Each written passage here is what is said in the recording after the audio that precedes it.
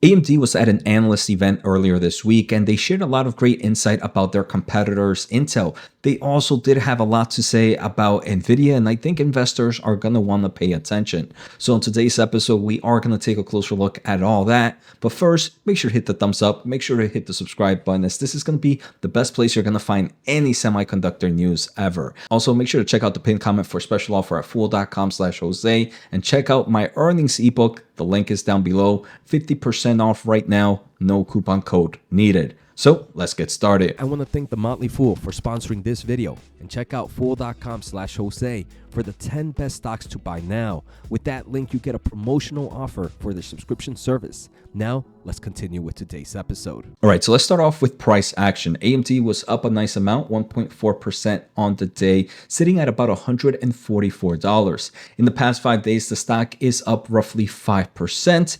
And overall, it does seem to be a great day for most semiconductor stocks. We did see Nvidia up roughly 3.4% on the day. And don't forget, later tonight, I will be doing my Nvidia episodes. But let's jump into the main topic today. And AMD on Tuesday, December 3rd, was at a UBS Annual Technology Conference. And this was with the Executive Vice President and General Manager of the Data Center Solution Business Unit. So a lot of what was discussed and a lot of the questions here obviously are dealing with the AI space, but more in line with the data center space. Obviously, we did Nvidia episode yesterday where we looked at this conference, and right now AMD, maybe throughout the upcoming days, we will also do at Intel, because Intel was also at this event. But before we do that, just my overall thoughts on AMD. I actually am very bullish on AMD. This is my number 2 position. This is one that I'm really adding into right now. I believe AMD has the huge opportunity to grow in the AI space.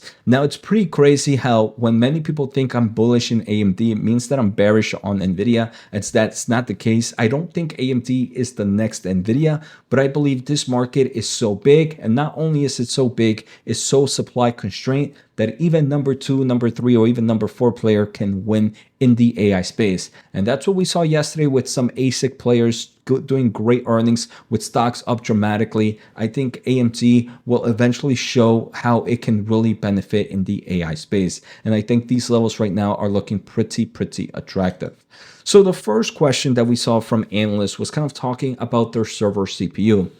And their main competitor in server CPU is Intel. So they were wondering, how does AMD's new CPU Turin match up to Intel's new CPUs, Tierra Forest and Granite Rapids. And the executive at AMD pretty much mentioned that Turin is 40% faster than the top end of Granite Rapids, and they think that sort of continues their clear performance leadership with this platform. They also believe that there is no competition with Sierra Forest, because Sierra Forest is more meant for kind of E-cores, which is lower performance, better TCO. So overall, in forms of performance of solution, AMD believes that this is going to be another great server CPU for them. And they believe that they will continue to have another generation of absolute double-digit performance leadership across every application. So if you are an Intel shareholder, obviously you don't want to hear that. If you are an AMD shareholder, this could be a great way, a great kind of bullish thesis that they will continue to take market share in the data center CPU space.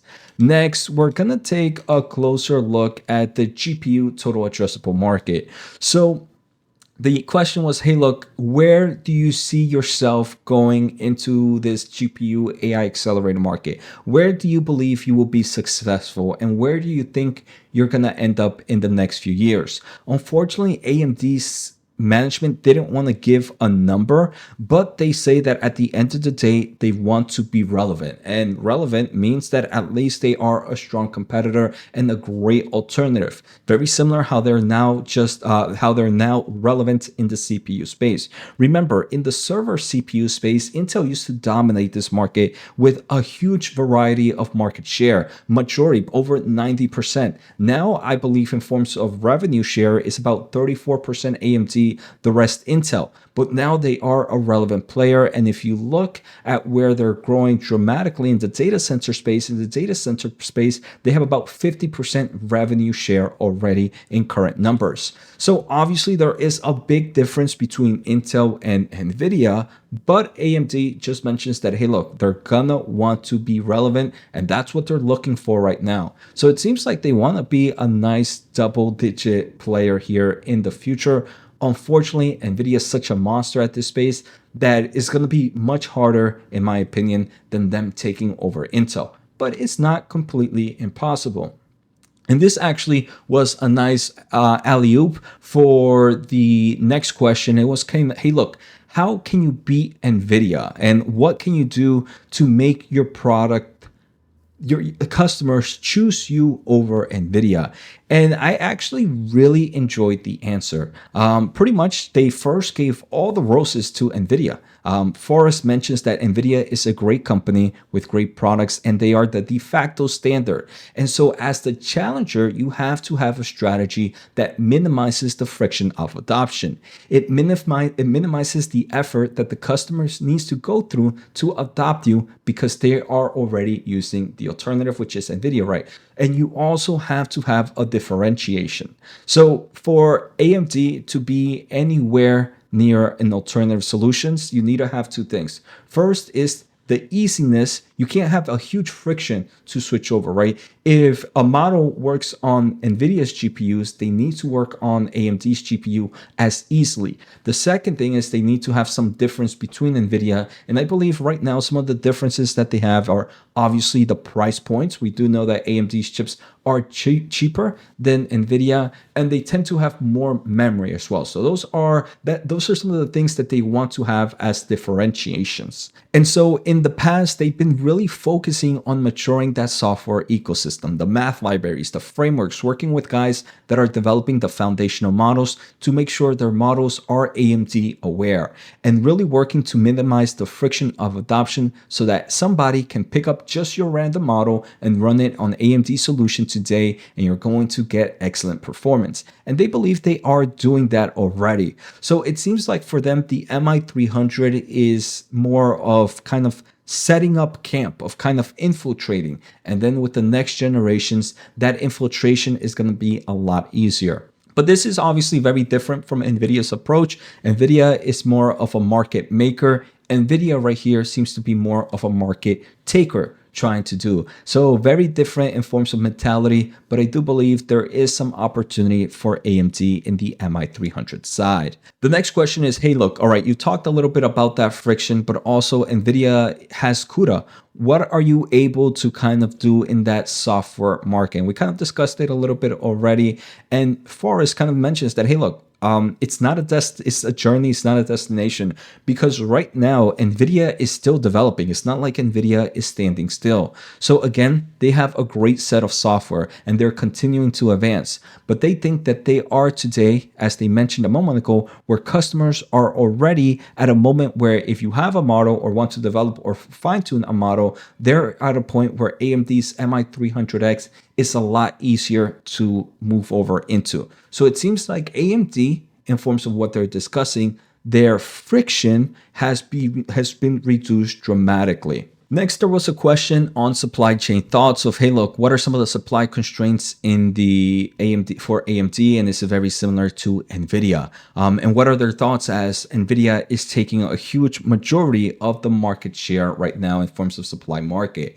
And Forrest mentions that, hey, look, obviously, NVIDIA is taking most of the market right now, but in forms of the supply chain, they know that business at the end of the day, it's in nobody's best interest outside of NVIDIA's, that you're only focused on one customer, right? Right? TSMC, if they're only focusing on NVIDIA, are they going to lose strong partnerships with AMD, right? And AMD does more than AI GPUs, right? They do a lot of other products. So TSMC has to be smart with how they play their cards with both NVIDIA and AMD. And this is to go down throughout the whole line, from memory, from cables, from optics. So obviously the supply constraint is there.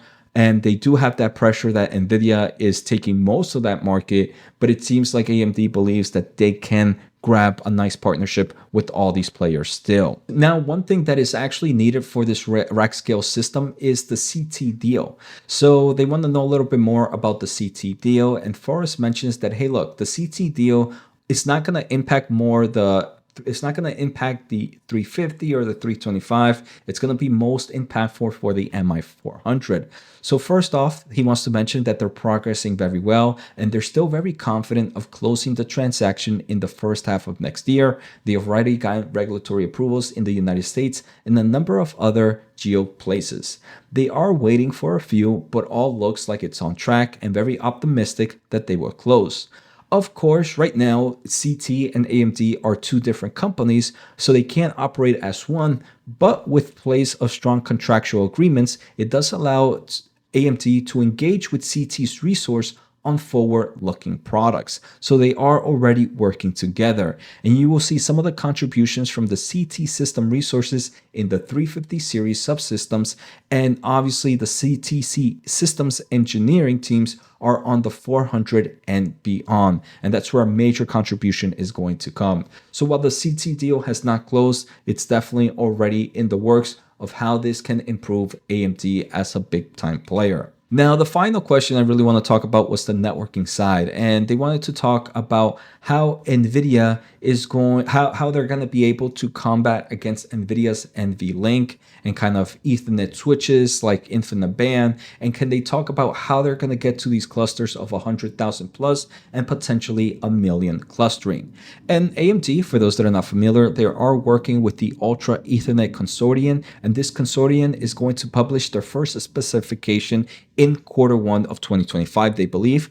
And they think that they're well on track to be one of the first to offer an Ultra Ethernet networking solution that really will unlock million plus node clusters. So two things that I got there is obviously AMD is entering into these huge cluster scales with networking solutions thanks to that consortium.